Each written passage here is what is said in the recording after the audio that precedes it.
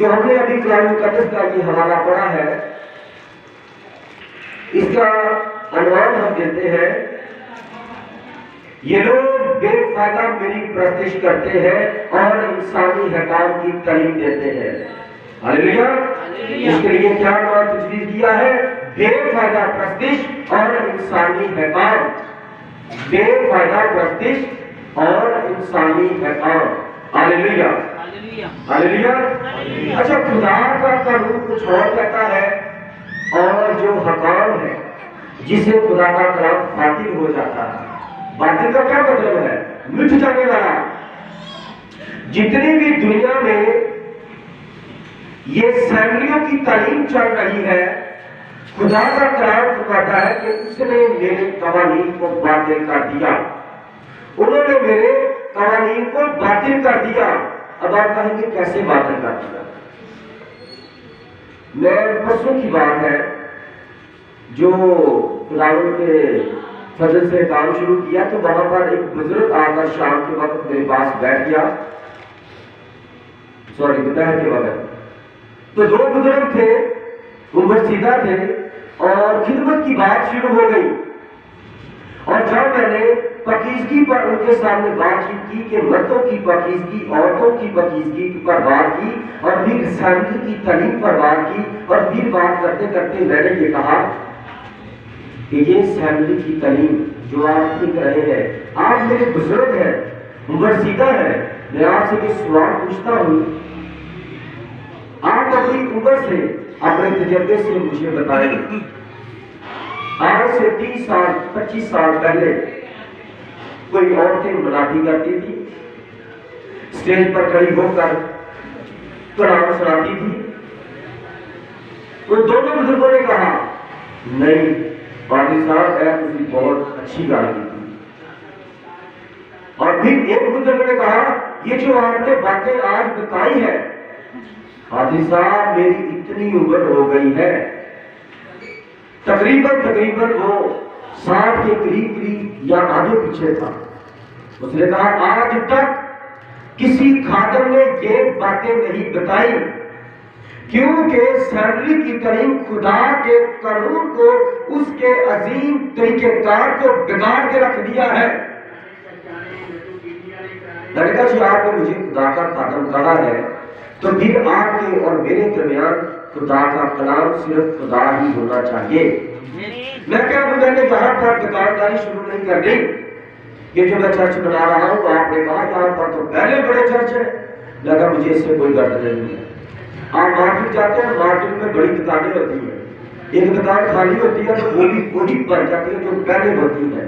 तो हर एक ने अपना म्यार और अपने किरदार से कमाना, और मैंने यहाँ पर सिर्फ कलाम की मुनादी करनी है। और एक वक्त आएगा, आप याद रखिएगा बुजुर्गों, पास्टर तारक की यहाँ पर सारे खादम मुखालफत करेंगे। उसकी वजह क्योंकि मैंने खुदावंद के कलाम को आपके सामने रखना है।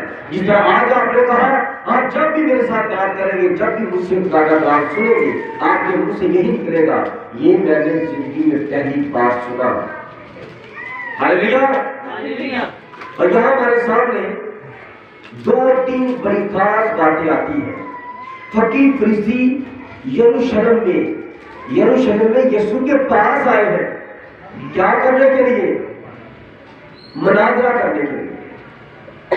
क्या करने के लिए? मुनाजरा। मुनाजरा क्या होता है?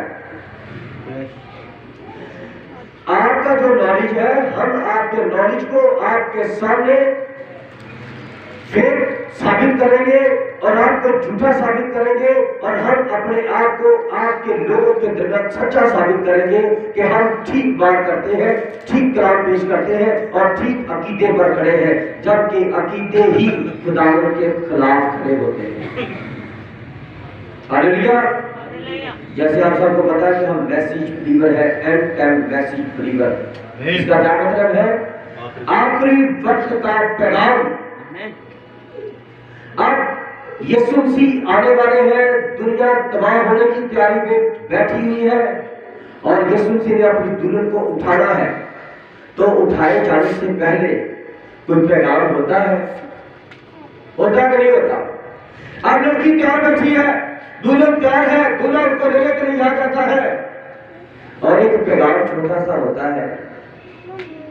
लड़की की अलविदाई से पहले रस्म निकाह पर एक पैगाम होता है कि आज की लड़की अपने माँ बाप को, अजीजों को छोड़कर अपने दूल्हे के घर जा रही है और फिर वहीं पर जिंदगी बसर करेगी, वहीं पर रहेगी, वापस नहीं आएगी। इसी तरह हमारे पास आखिरी पैगाम है, वो पैगाम जो दोनों फरीकों के दरमियान दूल्हा और दुल्हन के मौजूदगी में हमने पढ़कर सुनाना है। इसके बाद कोई पैगाम नहीं है। अब ये खुशियां खत्म, अब आगे ये दुल्हन चली जाएगी और जाने से पहले उसके लिए एक पैगाम होता है। आज दुनिया में दुल्हन तैयार है और खुदावंद अपनी दुल्हन को लेने के लिए आ रहा है। अच्छा, अभी मैं बात करूंगा तो आप थोड़ा सा मुस्कुराएंगे, हंसेंगे, क्योंकि ये खुदा की मोहब्बत की बातें हैं और आपको पता होना चाहिए। जब कोई शख्स किसी और से प्यार करता है, किसी लड़की से प्यार करता है, तो क्या करता है?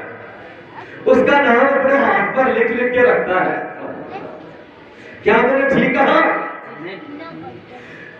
वो शख्स जिस औरत से प्यार करता है, जिसके साथ उसकी शादी होने वाली होती है, वो उस औरत का नाम अपने हाथ पर लिखता है। मैं ये साबित करूंगा आपके सामने कलाम मुकद्दस में से। और एक शख्स जिसका नाम खुदावंद यसू मसीह है, जो अपने बाप के तख्त पर सातवें आसमान पर बैठा है, उसने अपनी दुल्हन का नाम अपने हाथों पर खोद रखा है।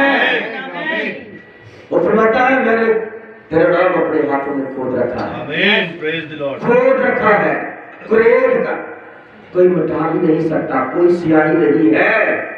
हालेलुया। वो अपनी दुल्हन को अपने हाथ में देखता रहता है कि मैं इसको लेने के लिए जाने वाला हूँ। जब मेरे बाप का कलाम पूरा होगा, वो मुझे फरमाएगा, जा अपनी दुल्हन को लेकर वापस आसमान पर आ जा। अब दुल्हन तैयार बैठा अपनी दुल्हन को लेने के लिए, और दुल्हन भी तैयार बैठी है, क्योंकि एक दूसरे ने अपने हाथों पर नाम लिखा हुआ है। हालेलुया, बरकत मिली। Hallelujah, praise the Lord.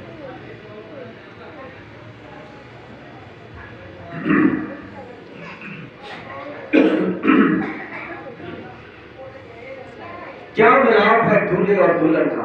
ये मिलाप कहां से शुरू हुआ? क्या कोई बता सकता है कहां से शुरू हुआ?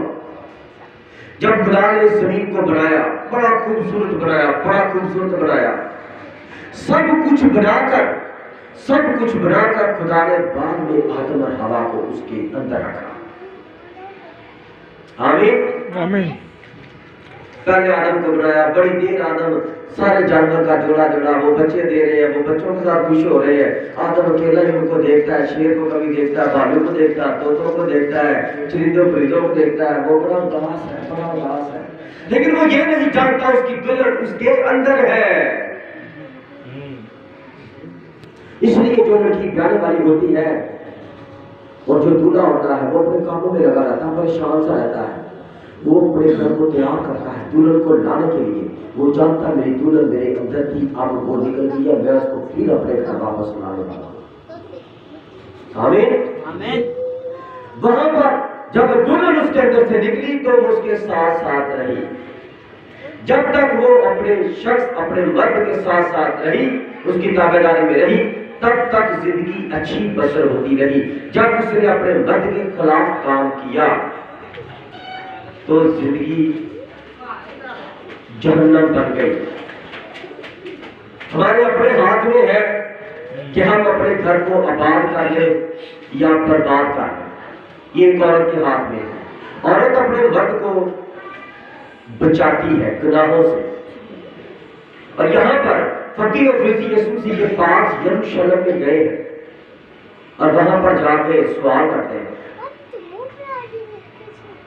जी आपके शहीद बुजुर्गों की रिवायतों को क्यों टाल देते हैं? रिवायत बुजुर्ग खुद बनाते हैं और कलाम खुदा लिखवाता है। मूसा ये लिख और जाकर बड़ी सारी कौम को कह दे कि खुदा तुम्हारा खुदा युद्ध करवाता है। इसमें किसी बुजुर्ग ने कोई बात अपनी डाली? जो भी कलाम एक लफ्ज डालेगा और एक निकालेगा, वो अपने हिस्से खो बैठेगा। अगर उसका हिस्सा लिखा भी होगा तो वो कट जाएगा। 1000 साल बादशाह से, हमेशा की जिंदगी से, किताबे हजरात से, जो अवधी जिंदगी की किताब है, कट जाएगा। आमीन। तेरे शागिर्द बुजुर्गों की रिवायतों को क्यों टाल देते हैं? तेरे शागिर्दों ने सर्जरी क्यों नहीं की? उस्ताद जी आपने सर्जरी कहाँ से की? हमें पता चला कि आप नासिर के नबी हैं और कहाँ से आपको नबूवत उतरी है? और सुना कि आप तो वहाँ यूसुफ नाम का बड़ाई था, नासिर में उसकी काफी 40 साल 50 साल से पुरानी दुकान है, एक ख्याल पेश कर रहा। तो आप उसके बेटे हो, तो सुना कि आप भी 18 साल हो गए वहां पर काम कर रहे हो, तो अब आपका नबूवत उतर आई है। लकड़ियां छीनने वाले, लकड़ियां ठोकने वाले, फर्नीचर बनाने वाले, तू कैसे नबी बन गया? तूने किस रब्बी के पास जाकर तलीम हासिल की है? तुझे बुजुर्गों की रिवायतों का खुद नहीं पता, तेरे शागिर्दों को भी बुजुर्गों की रिवायतों का नहीं पता, तू कहां से तलीम दे रहा है? ये कहां से तुमने ये तलीम शुरू कर दी है? क्या यही बातें आज हमको नहीं होती? ये कोई नई मुखालफत नहीं है, ये शुरू से ही मुखालफत है। आप बस यीशु को अपने आगे करके आपको यीशु को पीछे हो जाए और हर को कहे कि यीशु मेरे आगे है, तो देखिए वो आपको क्या कहे। वो आपको बिजली, पागल, बेवकूफ, पता नहीं किस बंदे के पास जा रहे हो, कौन सी तलीम दे रहे हो, कहां तुम फंस गए हो, तुम गुमराह हो गए हो, गुमराही की तलीम दे रहे हो, इस तरह की बातें। अब यीशु मसीह को भी ऐसे कह रहे कि तेरे शागिर्द क्यों ऐसे करते हैं? इसका मतलब है तेरे शागिर्द करते हैं तो तू उनको कहता है, तू उनको ये गलत तलीम देता है कि ऐसे ना करना, इसराइल नबी ऐसे करते हैं, तुम ना करना। 25 साल तक तलीम हासिल करनी है नबियों के पैरों में बैठकर, तुमने नहीं बैठना, तो मेरे पीछे आओ, मैं तुम्हें सिखाऊंगा। ये कौन सी तलीम आप दे रहे हैं? हमारे गांव का शुरू से वो कहते हैं कि बड़े बड़े स्कूल बनाओ, उनको बोर्ड बनाओ, कॉन्विकेशन करो, 3-3 साल के बाद, 4 साल के बाद इनके सरों पर गौर डालो और कैप डालो और उनको डिग्रियां दो कि ये बुजुर्ग इस तरह करते थे, तुम भी इस तरह करो। ये क्या है? सर्टिफिकेट। आपको शर्त मिलती है कि पहले भी बुजुर्ग खुदा के खिलाफ काम करते थे, उन्होंने मुझे डिग्री दी, मैंने इतनी देर खुदा के खिलाफ काम किया, मैं तुम्हें ये डिग्री देता हूं, तुम भी अपनी मर्जी की खिदमत करो और कलाम जो कहता है एक तरफ रखो और जो मेरी रिवायतें कहती हैं, जो मैंने तुम्हें सिलेबस दिया है वो पढ़ो और वो करो। हालेलुया। ये क्या है? ये खुदा के खिलाफ बातें और काम। आमीन। तेरे शागिर्द रिवायतों को क्यों टाल देते हैं? और एक छोटा सा सवाल कहा, ये खाना खाते वक्त हाथ नहीं धोते? एक पंजाबी की कहावत है, जब बड़े बुजुर्ग घर बना रहे हो, खेतों में काम कर रहे हो, तो मिट्टी हाथ पे लगी होती है और पानी खानों में बह रहा होता है, अगर धो लिया तो ठीक है, वरना वो अपना मामा पगड़ी उतारते हैं और चौकड़ी मार के बैठ जाते हैं और इस तरह हाथ साफ करते हैं और कहते हैं खुदा तेरा शुक्र है तूने खुराक दी। तो कहता है हाँ तो दो लो, तो क्या कहते हैं? शेरा दे हाथ में तू क्यों दे। Hallelujah, hallelujah. कि जिस तरह जानवर वो इसी तरह तो चलते हैं और उसी तरह चीर फाड़ करके खा जाते हैं, तो अगर उनका खाना हजम हो रहा है तो कोई मसला नहीं, ये खाना पेट में जाना है और यीशु ने फरमाया है तुम जो कुछ खाते हो वो मसला में चला जाता है, पेट में जाता है और पेट उसको हजम करता है, वो फिजला बनकर नीचे से खाली हो जाता है और वो निकल जाता है और तुम उससे नापाक नहीं हो सकते। तुम हाथ धोकर खाओ या बगैर हाथ धोकर खाओ, कोई मसला नहीं। ये कौन फरमा रहा है? ये यीशु ही फरमा रहा है, ये पादरी तारक नहीं कह रहा मेरे अजीजों।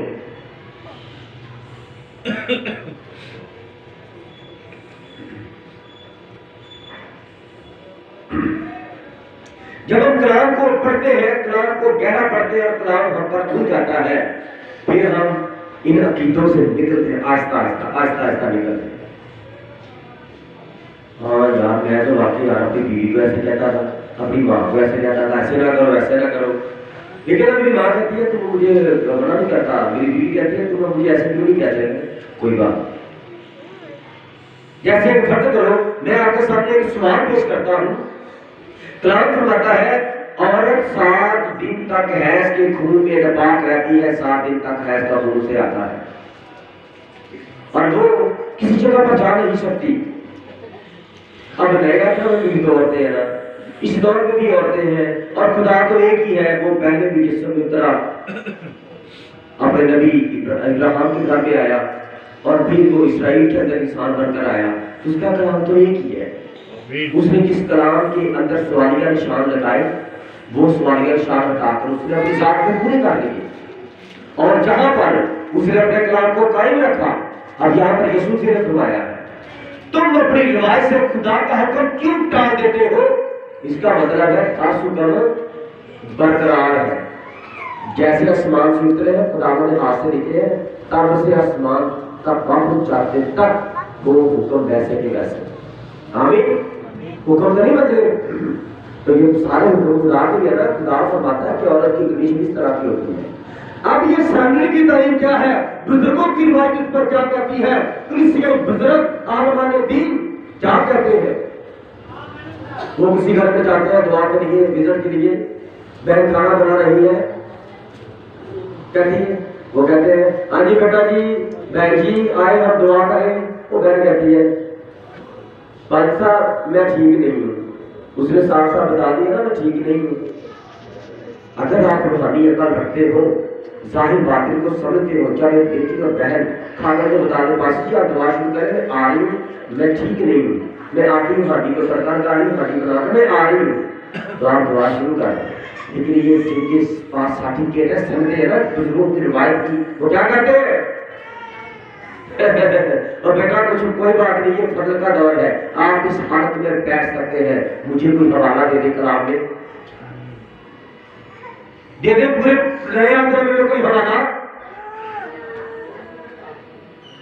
कि औरतें नाटी कर रही है, इस हालत में कलाम पढ़ रही है, प्रतिष्ठ कर रही है, मुझे तो बता दे। ये क्या कर रहे हैं, बुजुर्गों की रवायतें हैं जो बुजुर्गों ने खुद खुदा के खिलाफ कानून बनाए हैं। और कलाम क्या फरमाता है, ये बेफायदा मेरी प्रतिष्ठ करते हैं। अगर 50 देके उन्होंने दे दी है और 5 लाख का मजबा इकट्ठा कर लिया है तो ये बेफायदा है, मुझे इसकी जरूरत नहीं है। कहीं पर 5 बैठ जाके मैं 5 के दरमियान आ जाऊंगा, 5000 के मजबे में मैं नहीं आऊंगा। मैं यूट्यूब पर मैसेज सुन रहा था, कोई हर्षिता, मुझे उसका नाम भूल गया है, वो बता रहे थे कि देखिए अगर ये खुदा का कलाम बयान कर रहा है तो यहाँ पर 7-8 लोग मर क्यों गए, मर गए, कभी किसी इबादत में कभी कोई आके मरा है, प्रतिष्ठ करके जिंदा होते हैं। लेकिन वो पता नहीं हर्षी का क्या नाम था, उन्होंने कहा ये देखिए यहाँ पर 8 लोग मर गए हैं और पुलिस उसको उनको सुधारने में बेबस हो रही है। अमेरिका ये पता नहीं कौन सा मुल्क था, हर्षी तो था कोई, और हर्षी ने जब लोगों ने उसको खादम जानकर इज्जत दी, हाथ लगा रहे थे, तो उसने उनको गालियां दी, हर्षी ने गालियां दी और लोगों पर थूका, वो मैंने अपनी आंखों से देखा। ये बेफायदा मेरी प्रतिष्ठ करते हैं, ये मेरे लिए नहीं शैतान के लिए करते हैं। कलाम फरमाता है रूह और सच्चाई से प्रतिष्ठ करने वालों को खुदा पसंद करता है। यहाँ पर खुदा फरमाता है ये बेफायदा मेरी प्रतिष्ठ करते हैं क्योंकि सीढ़ियां कार करवाते हैं, क्योंकि पैसे लेकर आते हैं, क्योंकि किसी जगह पर जाने से पहले पैसे लेते हैं, कलाम सुनाने के पैसे लेते हैं। पादरी साहब आपको बताना है, मैंने आपका चैनल सब्सक्राइब कर लिया है, मैंने आपका मैसेज सुना था, हमारे गाँव में आप आ सकते हैं, हाँ मैं आऊंगा, मैं जाने जाने का खर्चा और 20,000 रुपया मैं लूंगा। क्या कलाम सुना, ये बेफायदा मेरी प्रतिष्ठ करते हैं, ये मेरे कलाम को बेचते हैं, इनका पेट इनका खुदा है। ये क्या है, एक साइड पे यीशु, एक साइड पे क्या है, तंजीमी बुजुर्ग आए हुए हैं, ये मुनाज़रा आपके सामने पेश कर रहा हूं। हालेलुया। यीशु ने उनके सामने हुक्म पेश किया क्योंकि खुदा ने फरमाया है तू अपने बाप की अपने मां की इज्जत करना। ये पांचवा हुक्म है खुदावंद के 10 हुक्मों में से। तुम अपने माँ और बाप की, बाप और अपनी माँ की इज्जत करना। याद रखना ये हुक्म किस तरह है, तुम अपने बाप की, पहले बाप आता है, पहले क्या आता है, बाप आता है। लेकिन दुनियादारी में पहले क्या आता है, माँ बाप। आगे तराबिन करते थे औरत ने गुनाह किया, लेकिन आज के जो बुजुर्ग खातमीन आलम दीन वो क्या कहते हैं, आदम और हवा ने गुनाह किया। सुन लेना आप उनके मुंह से, किसी जगह पर सुन लीजिएगा। ये बराबर आ रहा है, एक साइड पे, एक साइड पे मुजस्सम कलाम, एक साइड पे बुजुर्ग आए हुए और उनका नाचा हो रहा है। दीन आजा प्रस्तिश और इंसानी का काम, सांडली की कड़ी और खुदावंद की प्रस्तिश में दो। हालेलुया। तू अपने बाप की और अपनी माँ की इज्जत करना। जो अपने माँ और बाप को बुरा कहे, लेकिन यहाँ देख रहा है कोई अपनी माँ को मारता है, बीवी के पीछे रख के अपने बाप को मारता है। नेट पे देख रहा था तो भाई थे, 3 भाई, और अपने बाप को कहते थे ये जायदाद हमारे नाम करते, उस बाप ने कहा मैंने नहीं करनी, तो उन्होंने अपने बाप को बेड़ियां डाल दी, संगरों से बांध दिया अपने ही घर में। वो बाप बुजुर्ग है, वो वॉशरूम भी करने नहीं जाने देते, उसको हाथों पैरों में संकट डाले हैं, वो वहीं पर वॉशरूम कर रहा है छोटा बड़ा, और उधर ही बुरे हाल है और मरने की हालत में पहुंचा हुआ है। और माँ को भी धमकाया हुआ है, अगर आपने किसी को बताया तो हम आपको भी इसी तरह करेंगे। और कलाम फरमाता है कि जो अपने माँ बाप को बुरा कहे उसका सर कलम कर दो, क्योंकि वो कोई बीज नहीं था जो दरख्त था और दरख्त के अंदर से वो फूट निकला। इस माँ बाप के मिलने से वो पैदा हुआ है, और जो जिससे निकला है वो उसको हाथ लगाए, उसके खिलाफ खुदा कहे तो उसको खुदा का कलाम कहता कत्ल कर दो। जो अपने बाप का गिरबान पकड़े उसके हाथ काट दो, जो अपनी माँ को थप्पड़ मारे उसका सर कलम कर दो। तुम्हारा उसका कत्ल तुम पर नहीं आएगा, बल्कि ये 5वां हुक्म आपने पूरा किया है कि जो इसके खिलाफ खड़ा होता है आपने उसको सबक सिखाया है। ये नया ऐतनामा है, मैं पुराना ऐतनामा की बात कर रहा हूं। खुदा ने फरमाया कि खुदा के हुक्म, जो मेरे बाप के हुक्म पर अमल करता है, मैं और मेरा बाप उस पर अपना जाहिर कर देंगे। हम उसके पास उसके घर में आएंगे, उसके खाने में रहेंगे, उसके साथ खाएंगे और पिएंगे। Praise the Lord. मैं और मेरा बाप, जिसने मुझे देखा उसने बाप को देखा। मैं तुम्हारे पास आऊंगा, दुनिया मुझे नहीं जानती और ना देखती है, लेकिन मैं अब तुमसे जुदा हो जाऊंगा और फिर तुम मुझे देखोगे, मैं तुम्हारे पास फिर आऊंगा। Hallelujah, hallelujah. इस जमात में यीशु मसीह आपसे कलाम कर रहे हैं आज अपने इस कलाम के वसीला से 5वां हुक्म, तुम अपने बाप और अपनी माँ की इज्जत करना। तो मैं कौन है जिसने इस पिछले हफ्ते में अपने बाप को अपनी माँ को बुरा कहा है? हाथ खड़ा करना, तुम्हारी इज्जत मजरूह होगी। मैं आपको बेइज्जत नहीं करना चाहता, लेकिन खुदा तो जानता है किसने अपने माँ बाप को बेइज्जत किया है। आज हफ्ते में खुदा के कह से डरो। जिसकी माँ है वो अपनी माँ की इतनी इज्जत करे जितना हक खुदा अपने कलाम में लिखवा चुका है। और जो अपने बाप की इज्जत नहीं करता वो आसमानी बाप की इज्जत क्या करेगा? अमरान रखो जीत रहा है यीशु या बुजुर्ग? जरा पढ़े आप, बुजुर्ग पढ़े हो, बापों के बाप पढ़ के आए हो, जैसा मुनाजरा करने। तुम इस्राएल के बच्चों को कल करीम दे रहे हो और नया कानून पास कर दिया है। जब इस्राएली बच्चे जवान होते तो वह क्या करते? तो वो बुजुर्गों से बातचीत करके क्या कहते? पादरी साहब मैं सारी रकम बैतुल माल में रखवा दूं। वो कहते हैं रखवा दो।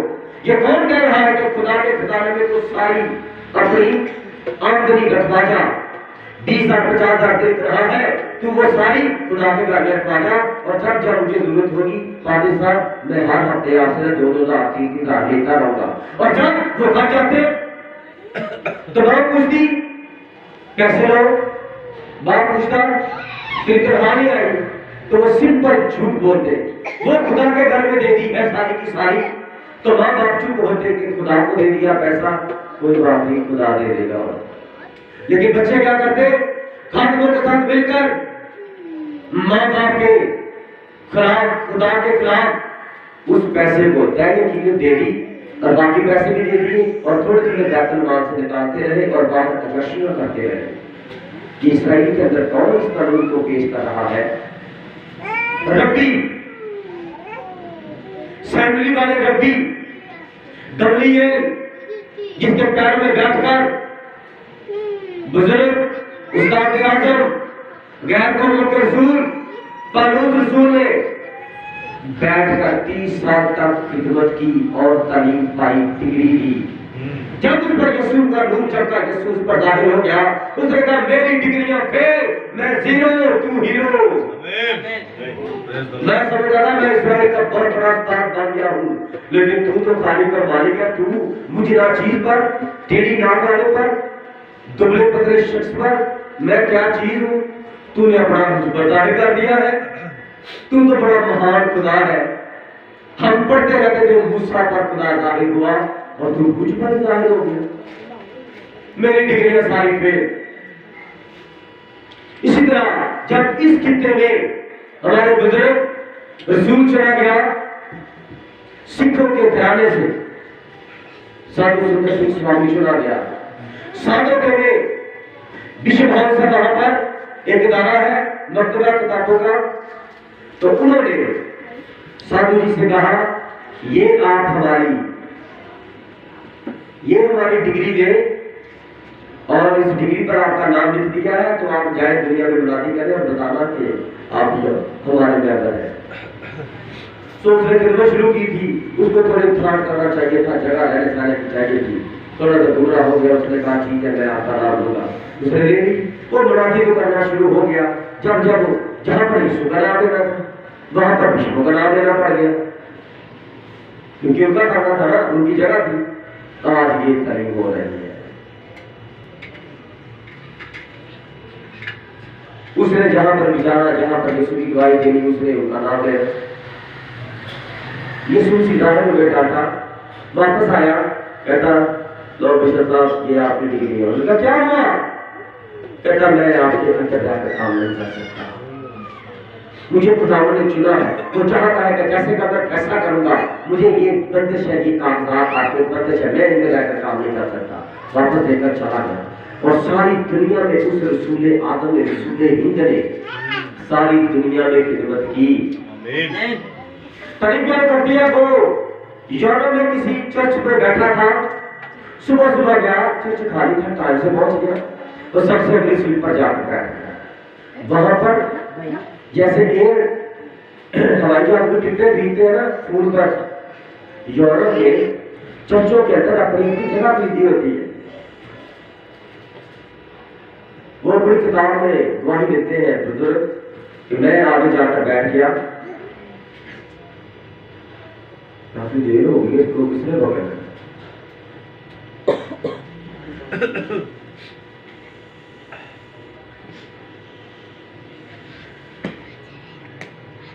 हालेलुया।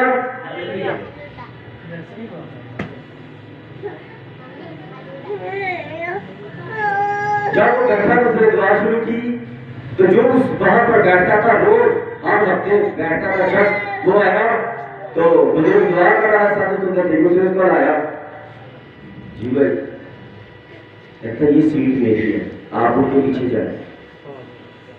वो पहली बार उधर गया था, उनके पीछे चला गया, वहां पर वो नाती करने के लिए गया था। ये बातों की सर दूसरी जो बैठा, 5 मिनट बाद दूसरा बंदा है, वो द्वार में बैठा, दूसरे आकर आया, जी भाई, हाँ जी, कहता पीछे चले।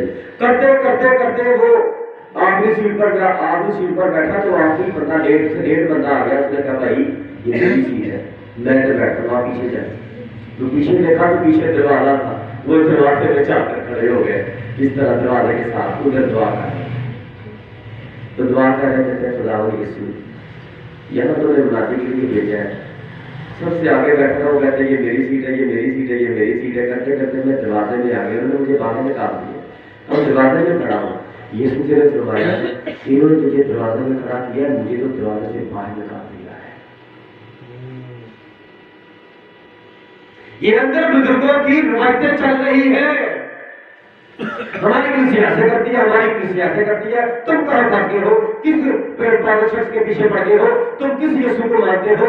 दुआएं करनी ना, इधर का लिया करो, इधर का लिया करो, ऐसे का लिया करो। लेकिन जो तरीका खुदावन ने बताया उसी तरीके से खुदा दुआ सुनेगा। खुदावन ने औरत को पैदा किया उनको,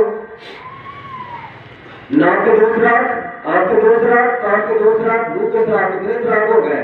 2 को 4, 2 6 और 1 7। शामिल हो गया बात कामलियत के निशान। अब शैतान ने कितने सुराग किए? 1 सुराग, 2 सुराग, 3 सुराग, 4 सुराग, 5 6 7 8 9 10 11 12। कितने सुराग शैतान ने किए? खुदा से ज्यादा किए। तो फिर होते हैं सोने पहन के हैं, फिर कहती है खुदा मेरी दुआ सुनता है। कैसे सुनता है? कहते हैं उसने तुम्हें पैदा किया, वो सुराग नहीं कर सकता तेरे लाभ में, तेरे कान में सुराग नहीं कर सकता था। ये सुराग किया है शैतान ने। शैतान की सतानी लगी है आपको। मैं भी चाहता हूँ मुनाजरा होगा यीशु मसीह की तारीफ का और बुजुर्गों की तारीफ का। हालेलुया। जो अपने बाप और माँ की इज्जत नहीं करता, मैं खुदावंद के सामने खड़ा हूँ और अपने बाप की और अपनी बात बताना चाहता हूँ। मेरी बीवी गवाह है, मैं अपने बाप से बहुत प्यार करता था और करता हूँ। सुबह दुनिया में नहीं है, लेकिन उसको मेरे खिलाफ बहुत रखा जाता था, मेरे खिलाफ बहुत किया जाता था। उसने मुझे बड़ा मारा, मेरी बीवी के सामने भी काफी बार मारा।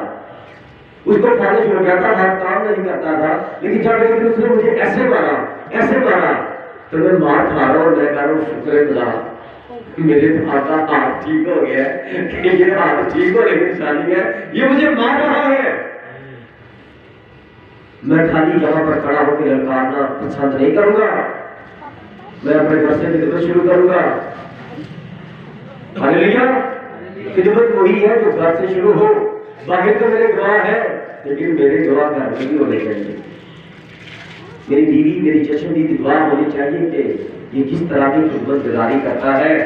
मैंने नहीं कहा अपनी बीवी को आगे गवाही दे रही है, मुझे पता भी नहीं इसने गवाही दे रही है। खड़ी हो, खुदावंद ने फोर्स किया मेरी गवाही के लिए खड़ी हो। और अगर आज आप खुदावंद की गवाही छुपाएंगे तो जब आपकी गवाही खुदावंद दे रही है खुदावंद थोड़ी बोलेगा। आमीन। जब आप कबूल करोगे मुझे कबूल है, खुदावंद ने मुझे शिफा दी, हालेलुया हालेलुया। तो वहां पर खुदावंद का मैंने तो शिफा दी, इसने मेरी गवाही दी, इसकी गवाही से इतने लोग बचे। खुदावंद की आपकी गवाही देगा। हालेलुया। पहले एक वक्त होता था माँ बाप बच्चों के रिश्ते ढूंढते थे। माँ बाप किसी तीसरे बड़े की वसीला से बच्चों के रिश्ते ढूंढने में परेशानी लेते थे, रातों को सोते नहीं थे। और आज बच्चे रातों को सोते नहीं, माँ बाप को जगाते हैं, वो उठो, वो जरा कर काम शाम का है ना, कल वो देखने के लिए आ रहे हैं मुझे, कल देखने के लिए आ रहे हैं मुझे। वो लड़के का मैंने आपको बताया था ना, तो माँ बाप सब पकड़ के बैठ जाते हैं। परेशान तो हमें होना चाहिए, लेकिन ये क्या है कि बच्चे हमें बता रहे हैं। एक वक्त होता था माँ बाप बच्चों का और कल जल्दी आ रही, अच्छा कल मुझे देखने के लिए ना लोग आ रहे हैं और टाइम से आ जाना, 8 बजे का टाइम उन्होंने आना है, तो 7 बजे घर में होगा, हाथ हो गए अच्छे कपड़े पहन के बैठ जाए। लड़कियों को पता होता था जिस दिन को देखने के लिए आ गया था। और आज पता नहीं होता, शादियां पहले ही हो जाती। इसलिए शायद ने बहुत बड़ा खूबसूरत शेर लिखा है, याद रखिएगा, ये सब बेटों बेटियों के लिए। जो फूल वक्त से पहले खिलना चाहते हैं वो वक्त आने पर मुरझा जाते हैं। अपने आप को बचाओ लतानियों से, फ्रेम से, वक्त से, अबलीस के जो बंदरों से बचाओ जवान बेटों और बेटियों, क्योंकि आप खुदावंद में अपने आप को बचा सकते हो और कोई रास्ता नहीं है। हालेलुया। मगर तुम कहते हो, जो कोई बाप या माँ से कहे कि जिस चीज का तुझे मुझसे फायदा पहुंच सकता है वो खुदा की नजर हो चुकी है। लोग अपनी सारी आमदनी 50,000 जो कमाता है, जो 30,000 कमाता है, वो खुदा के घर में बैतुल माल में रखवा देते थे और पादरियों से कहते भाई साहब डैडी जी आप बांट लेना और बाकी वो थोड़े थोड़े करके मुझे देते हैं। और माँ बाप जो इंतजार में थे, मेरा बच्चा कमाई करके लाएगा, ये करना है वो करना है, वो उधर ही रोते रहते थे। ये सैलरियों की तालीम है उस दौर में, मसीह यीशु के दौर में ऐसा था, तो अब कैसा है। हालेलुया। अब भी सुन लो, थोड़े से वक्त पुराने की बात है, थोड़ा सा वक्त गुजरा है, कोई 3-4 साल लगा लो। हमारे मसीह के खादम है, उसे किसी ने कहा कि मैंने आपका रिश्ता करवाना है, उन्होंने कहा ठीक है। तो वो लड़की को लड़के के घर ले आया। सुनिएगा बात से, वो लड़की को लड़के के घर ले आया और लड़की लड़के के सामने बैठकर कह रही है, मैं FGA चर्च में जाती हूँ, मैं शादी के बाद भी उधर ही जाऊंगी, आप भी मेरे साथ उधर ही जाएंगे। मैं FGA की सैलरी कर रही हूँ, मैंने वहीं पर खिदमत गुजारी करनी है, मैंने वहीं पर सैलरी की है और कर रही हूँ, और मैंने वहीं पर पादरानी बन की खिदमत करनी है, और आपने मुझे रोकना नहीं है। हाँ, और शादी के बाद आपने मुझ पर शक नहीं करना कि तू कहाँ जा रही है, कहाँ आ रही है, मैंने खिदमत गुजारी करनी है। ये लड़की बैठकर लड़के से बातचीत कर रही है, घर आकर लड़की फैमिली का है। बुजुर्गों की बातों को टालना नहीं है। हालेलुया। और ये खुदावंद की तारीफ क्या है कि अपने माँ बाप के ताबे रहो। जो अपने माँ बाप के खिलाफ शादी करता है वो फिर क्या करता है, अपनी मर्जी करता है, और उसकी मर्जी कभी भी दूसरे की मर्जी हो सकती है। आज मेरी मर्जी का तेरी मर्जी। हालेलुया।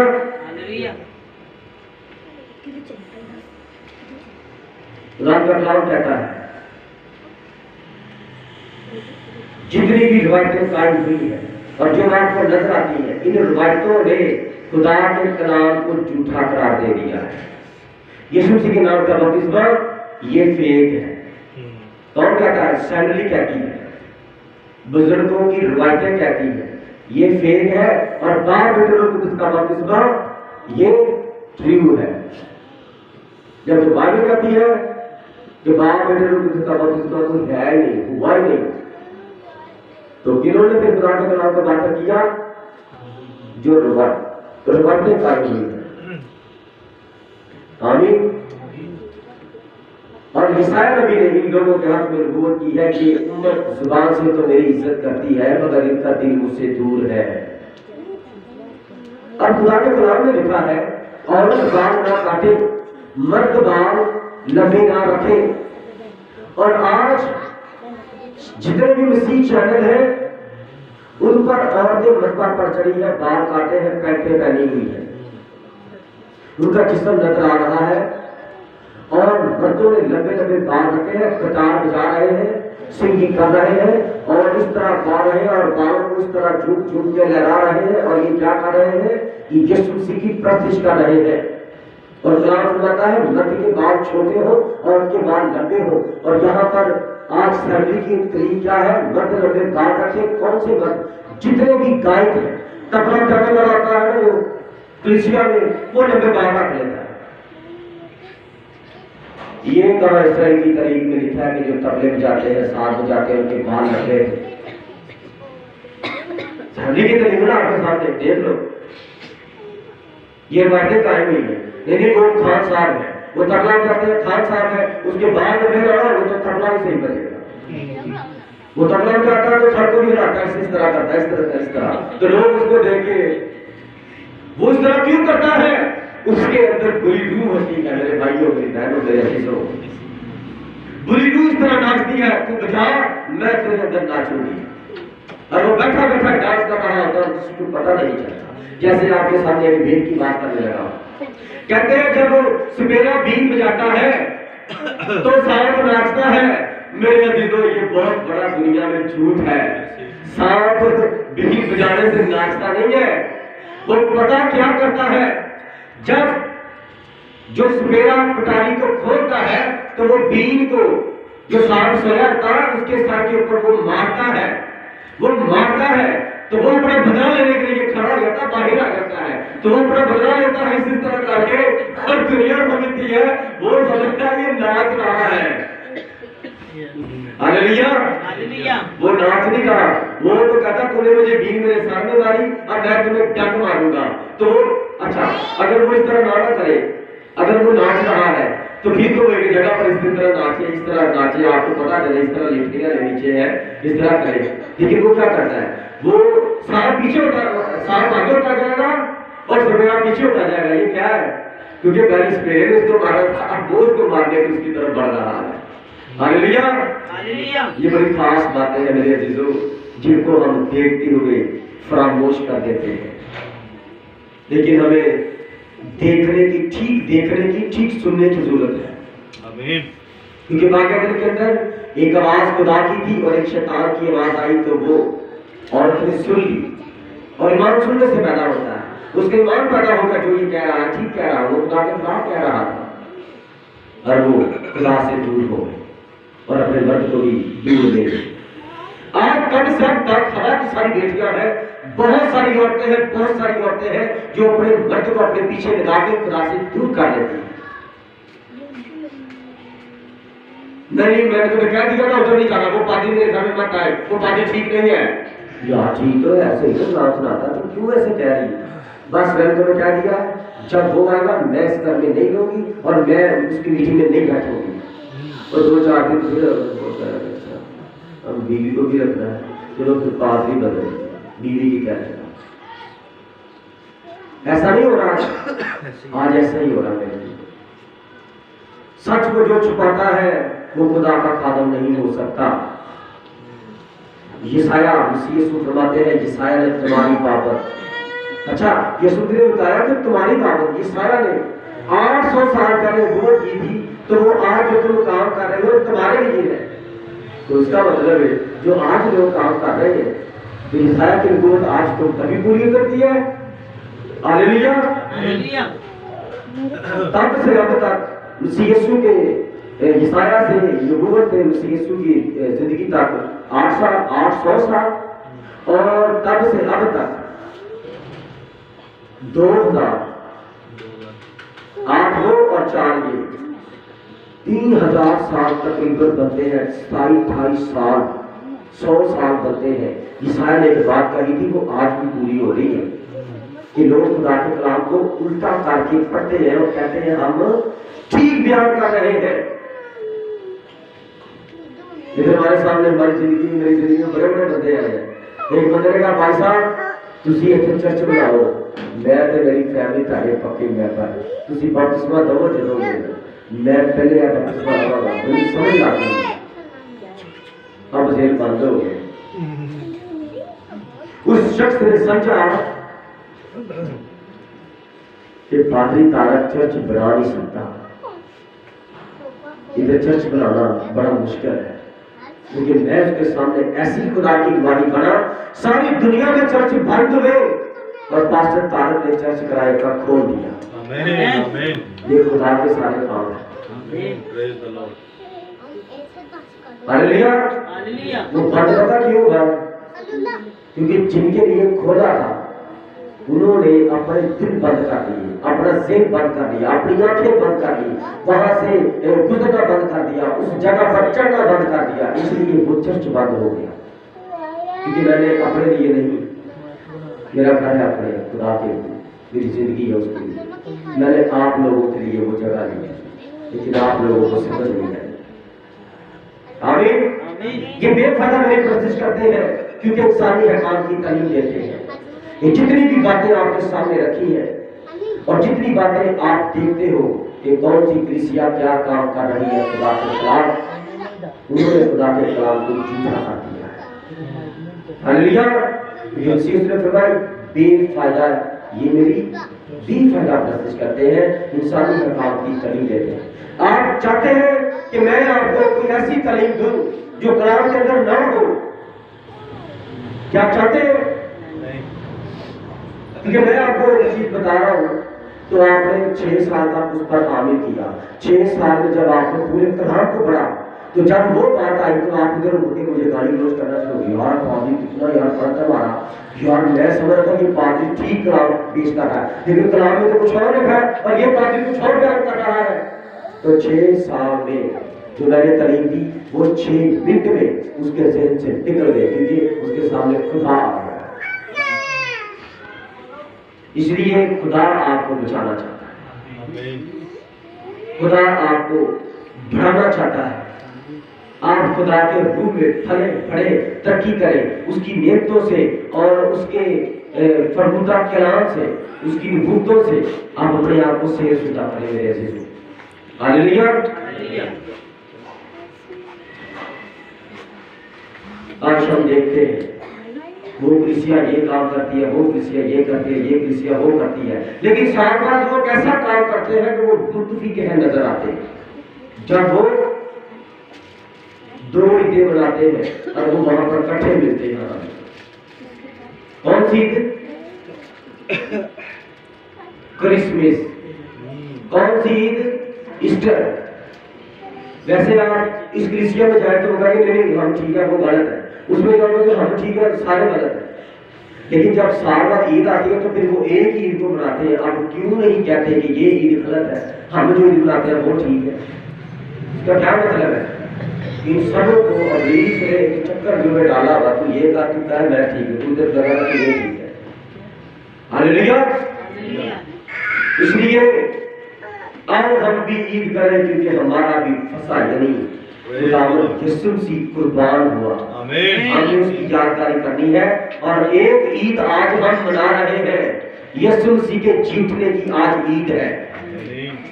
आज इसलिए हम जमा होने से बात नहीं आएंगे। आज वो जीता था, आज दुनिया पर सूरज देवता डूब गया था और आफ्ताब इस ताकत खुदा का नूर उसका बेटा आज जिंदा हो गया। आमीन। आज मुस्लिमों की ईद है। आमीन। और यहूदियों की कल ईद गुजरी है, हफ्ता कल था, उनका सब्त था। सब्त खुदा का आराम है और उन्होंने कल आराम किया है। और आज हम ललकारेंगे, शोर करेंगे, दिलों जान से प्रशिश करेंगे और बताएंगे। तो पूछेगा ये क्यों दीवानों की तरह बोल रहे हैं और क्यों दीवानों की तरह नाचते कूदते हैं? आज हमारा खुदावंद यीशु जिंदा हुआ था, है नहीं? जिंदा हुआ था, सदियां गुजर गई, वो जिंदा हुआ था। वो हमारे लिए मरा था, हमारे लिए जिंदा हुआ।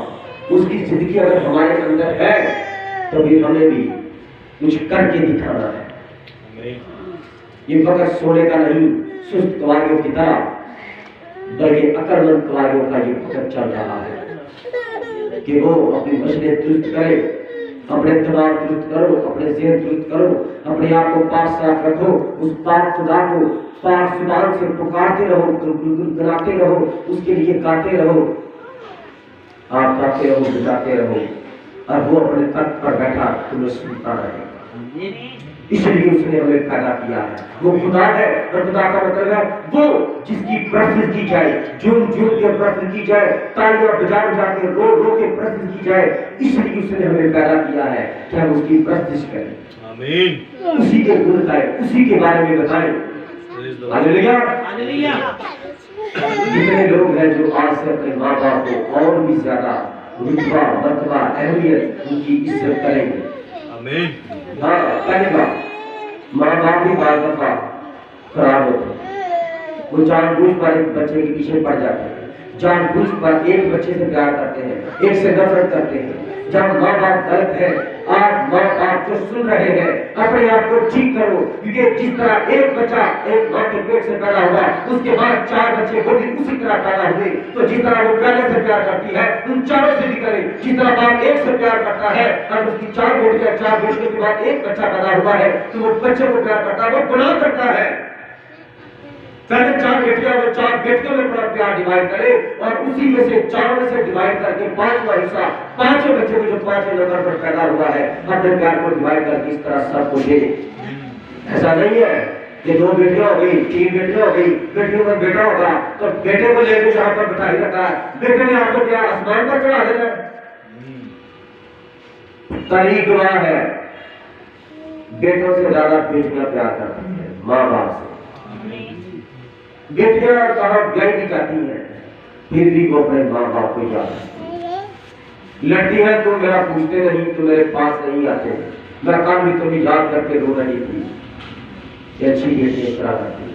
और बाप बेटी होती है, माँ बाप भी रोते रहते हैं, जो ऑनलाइन छाड़ देता है मैं रोते काम करा। इस तरह ये खुदा की इलाही मोहब्बत है, उसने जमीन पर खानदान बनाए, खानदानों से खानदान आगे बढ़ाए और उनके अंदर जो लिंक है उनको मजबूत करना है।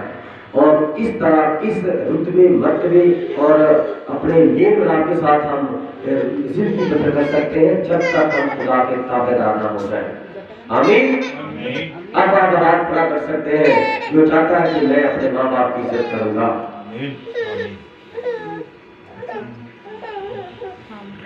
खुदा आप सबको बड़ी बात याद रखना, अगर आप माँ बाप की इज्जत करेंगे, उन्होंने आपसे क्या लेना, महीने बाद 1 सूट, 6 महीने बाद 1 सूट, साल बाद 1 सूट, महीने बाद 500 रुपया, महीने बाद 1000 रुपया, इससे ज्यादा वो आपसे कुछ भी नहीं मांगते। बल्कि ये भी नहीं मांगते, बस वो कहते हैं यार तेरे पास बैठा तू बातचीत किया कर, मेरे पास रहा कर यार।